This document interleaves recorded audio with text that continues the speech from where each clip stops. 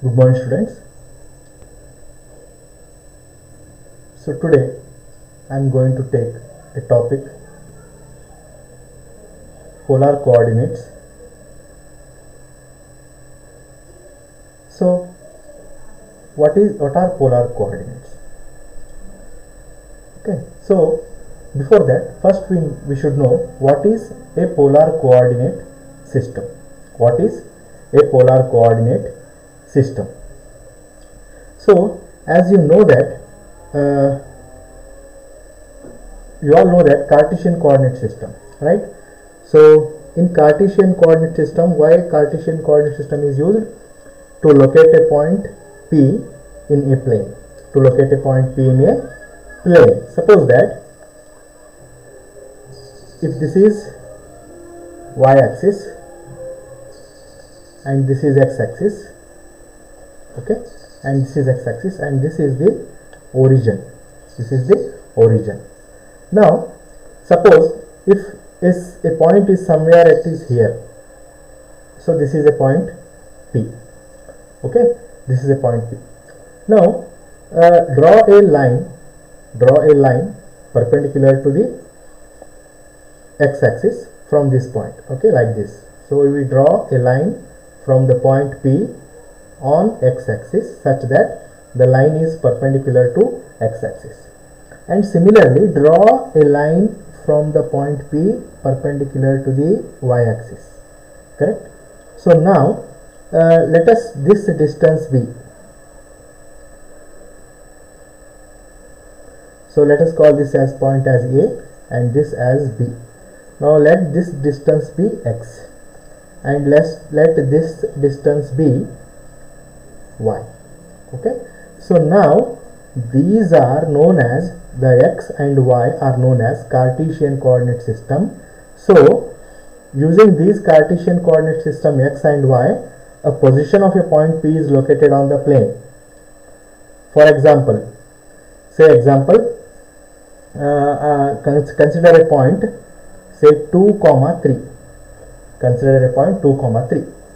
So what I do here in this example, so this is y-axis and this is x-axis. Now this is origin. Now I write some points on this x-axis. So here it is from 0 to 1, and this is 1, this is 2, and then this is 3, and this is 4. Similarly here y 1, then 2, then 3. Okay. So now I want to find the position of the point 2 and 3. So what I do, I draw a line from this that is 2 on x-axis perpendicular to the x-axis, and also 3 is there. Now on this y-axis I draw a line from the point 3 perpendicular to the y-axis, and I extend this line also. Now the point of intersection, so this point P, it is known as 2, 3. Okay, so therefore the point 2, 3 lies here. We can say that the point 2, 3 lies here. In the same way, suppose I want to find a point minus 2, 3. So if I take here, I extend this line, this is minus 1, and this is minus 2. Now I draw a line from this line on x-axis, and I draw a line from the point 3 on here, and the points of intersection of these two lines, this P is minus 2, 3. So the position of the point minus 2, 3 lies here, that is in the second quadrant. Okay, so this is the position of this is used to find the position of a point P in a plane, right? So similarly, polar coordinate system is another system of locating a point P in a plane. So there we require r and theta. Just now here the x and y are called as Cartesian coordinate system. In polar coordinates, this r and theta are known as polar coordinates. So that is, so now we go to the polar coordinate system. Polar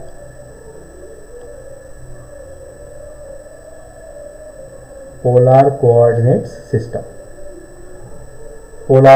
system. Okay, so now in this case, here what we do, we consider a line that is known as y-axis, and this we line x-axis. Okay, x-axis. Now let P be a point. Now this is the origin. Okay, origin. Now draw a line from the point O and join with P. Now this is known as the radius vector. So this is the radius vector, which is denoted by R. And then draw a line from the point P perpendicular to the x-axis. Okay, and this is y-axis. So this is x. Now this becomes small x, and this is y. Okay, so now let this radius vector makes an angle theta with this x-axis. Correct? Okay, so here from figure we write, from figure, P is any point. Okay, P is any point on a plane. Next, join OP, O and P. Then OP is nothing but the radius vector.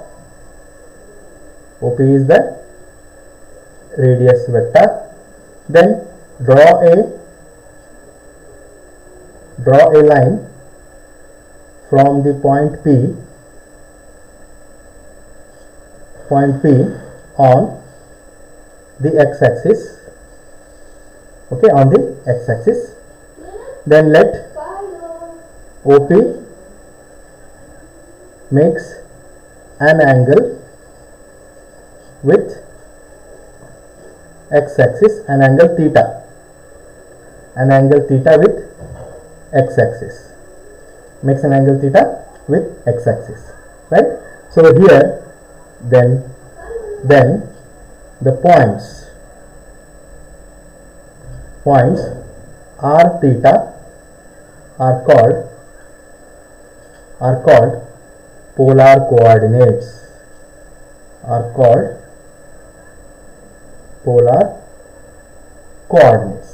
So that means what?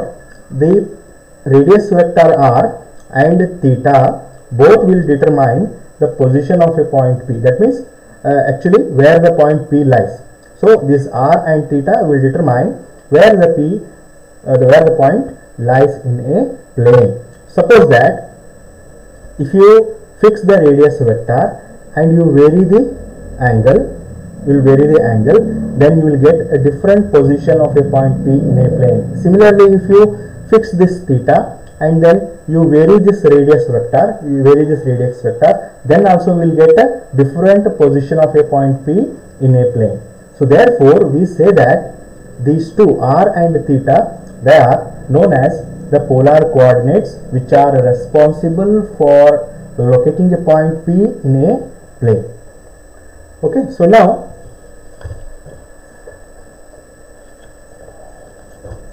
to convert a Cartesian coordinates into a plane, to convert a Cartesian coordinates into a polar form.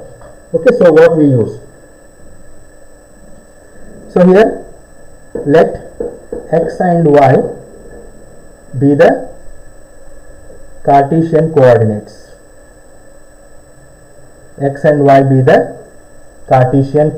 Okay, so now I want to convert these Cartesian coordinates into polar form.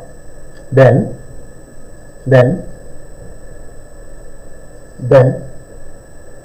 from figure, now from this figure from this figure, this is a right angled triangle, right?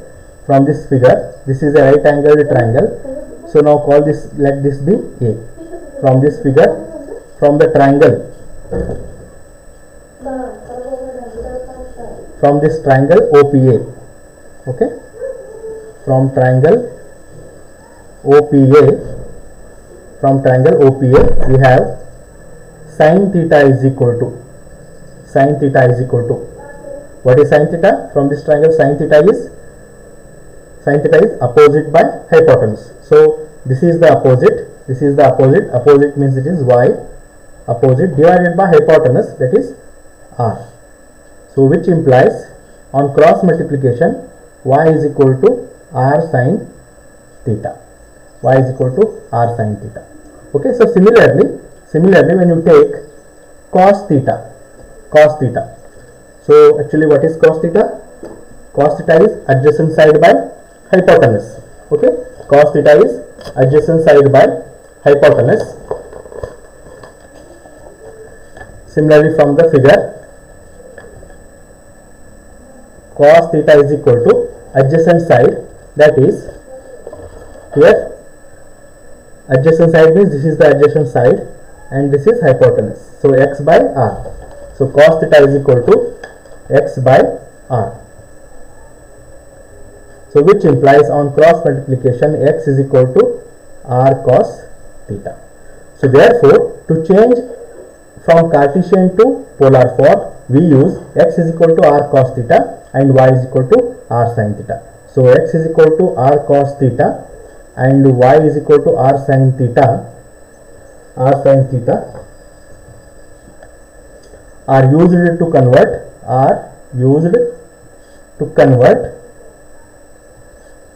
Cartesian to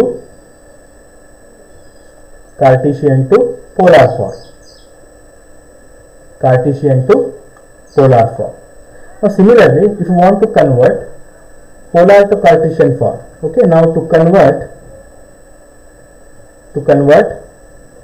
polar form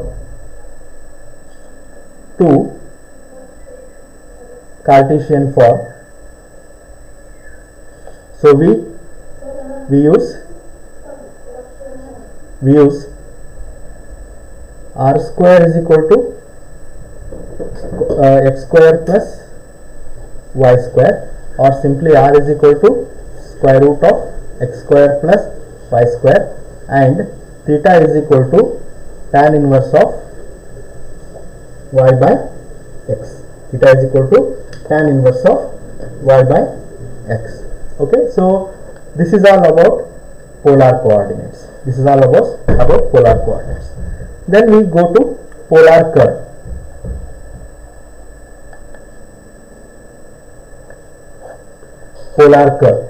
So what is a polar curve?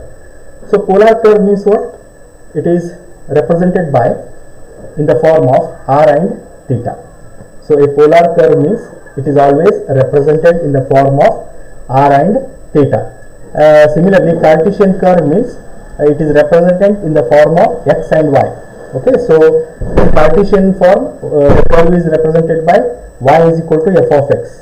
Okay, so polar curve means, so a curve which is expressed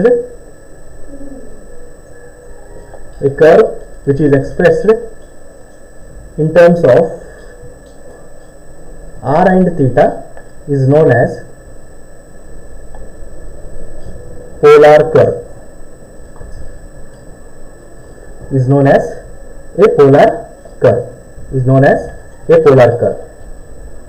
Okay, so for example, so in Cartesian coordinates, so y square equal to 4ax. So here the equation is in terms of x and y. So therefore it is a Cartesian curve.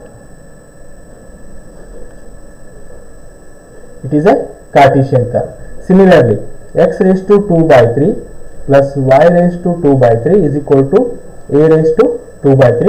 So it is a curve known as asteroid. This is also a Cartesian curve. a Cartesian curve which is expressed in the form of x sine y, and here it is a parabola. Okay, and this curve is known as parabola, right? This is Cartesian curve. Now examples of polar curve, say r is equal to a into 1 plus cos theta. R is equal to a into 1 plus cos theta, so it is known as Carl-Diode. So it is an example of a polar curve. Similarly, r is equal to a cos 2 theta is also an example of a polar curve, because it is expressed in the form of r and theta.